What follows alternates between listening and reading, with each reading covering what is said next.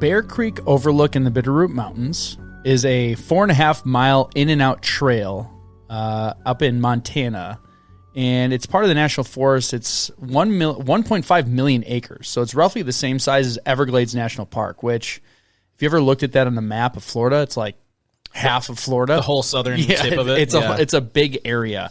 It was established in 1898, but in 1805, the Corps of Discovery, led by Meriwether Lewis and William Clark, otherwise known as Lewis and Clark, and aided by Sacagawea of the Shoshone Native American tribe, crossed the Bitterroot Range several times.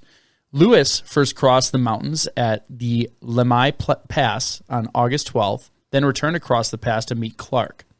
He sent him there first. He's like, yeah, you go check it out. Let me know how it is. The entire expedition then crossed the pass to the Salmon River Valley, and the next month entered the Bitterroot Valley from the south via either Lost Trail Pass or Chief Joseph Pass. It then crossed Lolo Pass to the west. The mountains were crossed by Chicago, Milwaukee, St. Paul, and Pacific Railroads, also known as the Milwaukee Road. Giving us a little shout out here in Milwaukee.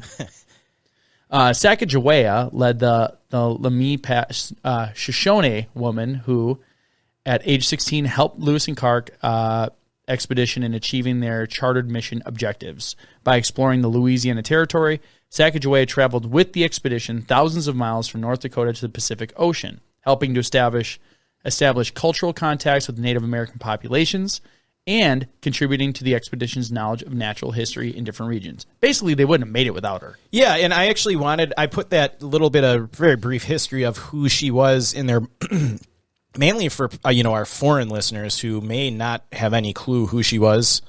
I feel like with foreign education, they probably do. Yeah, probably.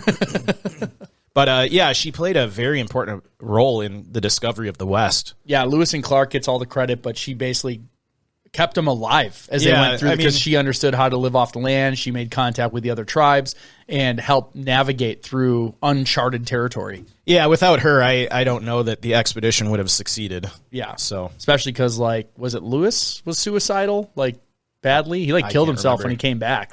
He didn't even want to go. So yeah, I watched that whole episode in Drunk History, which is fun because it's seems like it'd be a bad source, but they actually teach you the real stuff. So the National American Women's Suffrage Association of the early 20th century adopted her as a symbol of women's worth and independence, erecting several statues and plaques in her memory and doing much to recount her accomplishments. We also have a coin in the U.S. with her on it. Yes, it's a dollar coin. Sacagawea dollars. Yep. So was she it's only been her, right? They didn't change it? Well, did not it start on that one? I'm saying on that dollar coin. Do they have other dollar coins, or is it only? Susan B. Anthony is on a coin. I thought that I have some of those, but it's not a dollar, is it? Honestly, I can't remember now. Okay, yeah, the 50-cent piece, that's JFK, right? Yeah. Okay. All right, I'll look that up when you're talking later, or I'll forget. So here's some interesting facts about Montana. Montana has a very low population density. Of all the state's 56 counties, 46 counties have an average population of just 6 people or less per square mile. Not very many. That is not very many. This is why these counties are considered frontier counties. Montana has a large population of grizzly bears. This is probably why the grizzly bear is the state animal of Montana. An estimated 1,800 grizzly bears are thought to be alive today. Approximately 10,000 white pelicans migrate from the Gulf of Mexico to Medicine Lake, Montana every spring. These birds are striking because they have a wingspan of about 9 feet. Huge. That is huge. That's really huge. Yeah.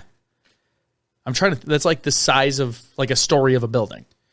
Yeah, I mean, think of Giannis, the star basketball player in the Milwaukee Bucks. I believe his wingspan is in the 7 feet. It's however tall he is. Yeah. Generally. So probably about 7 feet. So yeah. This bird is even 2 feet longer of a wingspan. Yeah. Jeez. And now you just said one of the words I put in the thing. So they have to say his last name, though. Antetokounmpo. You can't give him the answers. I know.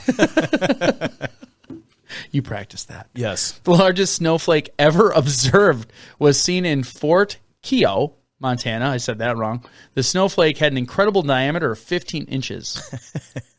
That seems hilarious. Did they document that? I don't think so. Or is it they're just kind of trusting some guy? Hey, I saw a snowflake up there about 15 inches. Well, I guess that's it. That's the largest one. One of the largest steer in the world history rests in the O'Fallon Museum in Montana. The steer was about 6 feet tall and weighed an impressive 3,980 pounds. I was wondering if they were going to say this was observed also. Yeah, right. Just all the ranchers like, yeah, I had the biggest steer. Yeah. It's about 10 feet tall, almost 4,000 pounds. All right. Climate. Our friends at the Köppen Climate Classification System says that Montana's climate is identified as a cold, semi-arid steppe climate. Cold, semi-arid climates usually feature warm to hot, dry summers, though their summers are typically not quite as hot as those of the hot, semi-arid climates. Unlike hot, semi-arid climates, areas with cold, semi-arid climates tend to have a cold and possibly freezing winter. These areas usually see some snowfall during winter, though the snowfall is much lower than at similar latitudes with more humid climates. So it's just kind of dry. Yeah. Which in the winter is terrible. Yeah. If you have a humid winter, it feels warmer. If it's cold, it just like... It gets dry here in the winter. Your skin feels like it's tearing when you move. Yeah, why do we live here? I don't know. We need to move. Like, it literally, like, you'll move and you'll be like, oh, I think my skin tore. Forget, and that's like 6 months out of the year. Yeah. All right, it's starting to get warm, so I don't care now. I forget about it. Yeah. The terrain. The Bitterroot Range is a mountain range and a sub-range of the Rocky Mountains that runs along the border of Montana and Idaho in the northwestern United States. The range spans an area of 24,200 square miles and is named after the bitterroot, a small pink flower that is the state flower of Montana. I wonder if it's bitter. I think its roots are. Some of the animals present, mule deer, white-tailed deer, elk, bighorn sheep, mountain goats, gophers, black bears, mountain lions, moose, and the grizzly bear. Some of the terrain, low-hanging branches of variable terrains make running unsafe, and leaves can hide slippery areas underneath. This one, as I think the All Trails stated, and I'll throw that up on the screen while we're doing this. Yeah, this specific trail was... it's rated moderate. And moderate. If you can see the tag, for those that aren't watching, it's tagged as kid-friendly, and I was reading a lot of the reviews, and they're saying that it's not too difficult to do. Yeah, the area in general, though, I know is pretty rugged and remote, so this trail obviously is a very accessible trail for people. But, yeah. It looks like a lot of switchbacks. When I pulled up the satellite, it looked like it was mostly treed, though. Like, there wasn't a lot exposed. Yeah. So the tree line of Montana ranges from 6,500 to 7,200 feet. Northwestern Montana, it's 8,100 to 8,800 feet. So you could find yourself a little bit above the tree line, pretty much, I think, at the overlook. But if you look at the map here, for those that are watching, it's mostly in the tree line. So there's a lot of cover. Yeah, and like... Some of the peaks in the area do get to, the 10,000 feet range, so you could find yourself, with no shelter. Oh, sure. Depending on what weather you run into. So yeah, and like anywhere else, especially Montana with all the mountains, weather can change quickly, so you have to look for potential approaching storms. You want to not be on the summit after noon. Yeah. Most storms come in afternoon. So if it's going to rain, it usually starts around 1 o'clock in the afternoon, and it just gets worse from there. Yep.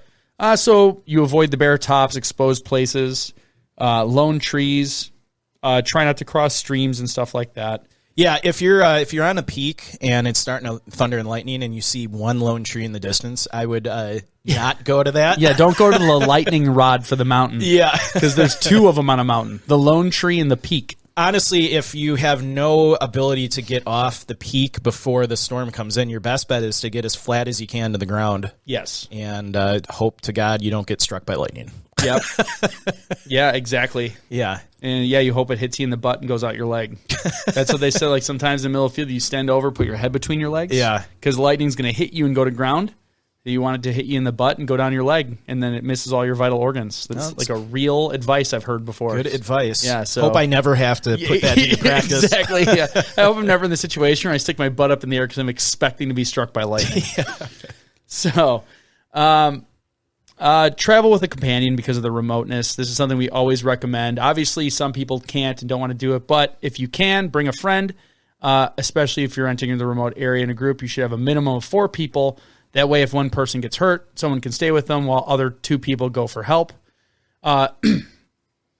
Group trips should be designed for the weakest member of the group. So these are some tips about if you're going to go, because I think we had a call. A bunch of people really expressed thankfulness of the safety tips we gave. Yeah. So if you're not a Patreon member, you would have heard the call-in show. Yeah. My favorite was the cowboy who called in, who just was like, yeehaw! Yeah. Like, that was actually pretty good. No, this is actually really good advice. Yes. And obviously, I don't know that we've ever factored this in on any of our trips, but depending on where you're going, you really should plan your trip on the least skilled person that's going, because, you know, 3 of you could be mountain climbers, and then you have one rookie, and they're going to, at a minimum, slow you down. But at a, you know, if you get into climbing, it's dangerous. It could be that's what dangerous I had happen when we went doing. when I was trying to do that the Razor's Edge on that one peak, and there was avalanche time, and one guy did not know what he was doing, and we were like, nope, okay, we have all the right gear, but no, we can't. If it's 3 people, you can't have one of them potentially get really hurt. And the other problem too is, I've always said this before on, you know, different shows, is you really, when you're hiking in alpine environments and, you know, on cliffs and loose gravel and stuff, you really got to be mindful of every step you're taking and your surroundings. If you're focusing on one of your, you know, companions in your group that's struggling, that's going to take your focus off of, you know, where you're stepping, your surroundings, and it just raises the risk of something happening even more. So just good advice. Yeah, like every step you take, every move you make. I'll be watching you. Who sang that? I don't know. I think it was like Sting? No, I think it was the Police. I think it's called Every Step You Take. The Police, the lead singer was Sting. Oh, really? I'm pretty sure. Oh, yeah. see, that's I like know the band. I did not know that. I think so. We're going to get yelled at for that. We're going to get yelled at for Yeah. if that's wrong. Everything. I could see that though. That makes sense. Yeah. Carry a first aid kit if you can, even a small one with some bandages and gauze and stuff, and learn how to identify symptoms of heat exhaustion, heat stroke, hypothermia, dehydration, and what you should do if you have any of those things, especially even altitude sickness. Like, what's the best case scenario? It's not difficult. You know, one of the things I bought, Mike, that is really helpful, I have a bandana for this. Yeah. The bandana has all first aid all over it. So, like, if you're going to have gear, try and incorporate stuff like that in your gear. So, like, the bandana I carry has, like, how to use the bandana, like, splint a break, like, how to treat a wound. It's all tons of good information on there. Yeah, and all of these symptoms, heat exhaustion, heat stroke, all of these could be deadly, but they're also easily treated if you catch it early and know the signs. So, just the more rugged, remote, and high you're going on your trip, you should, have some knowledge of these conditions just, in your back pocket. Yep. So difficulty, we said this before, it's a moderate rating, was even tagged as kid-friendly on the All Trails map. People rated it pretty high, 4.8, and they said they loved it. It looks pretty cool. Yeah, all the ratings are pretty good, saying how awesome it was. I didn't pick any out that gave too much more information. It seemed like a very basic trail, and if you can see on this bottom part, I love this. It shows the elevation gain. It's very smooth grade. It's like no more than 11% going up, and then it's obviously the same going back because it's an in and out. So it's not too crazy. It seems like there's a lot of switchbacks, but your elevation gain isn't nuts. So looks pretty cool. Yeah, it looks cool. Not going to be too difficult to do. Let's see here. That's pretty much it. I mean, it's a pretty straightforward path. They said it's about 2 hours and 2.5 hours roughly to go there and back. Obviously, if you're staying to look around, it'd be longer, but the actual moving time is about 2.5 hours. So not too crazy. No.